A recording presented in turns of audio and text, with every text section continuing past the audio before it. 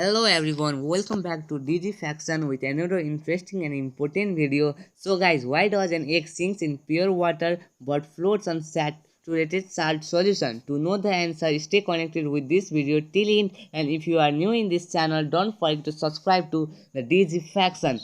As we all know, materials that are less dense than the liquid they are in will float.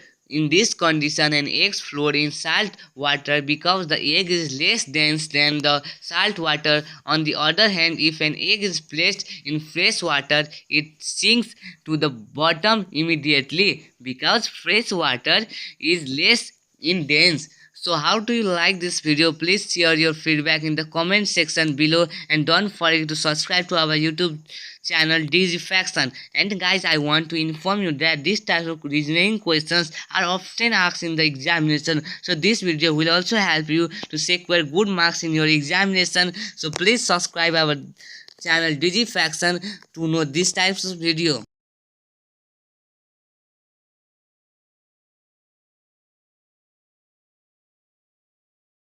I will keep coming with this type of content regularly.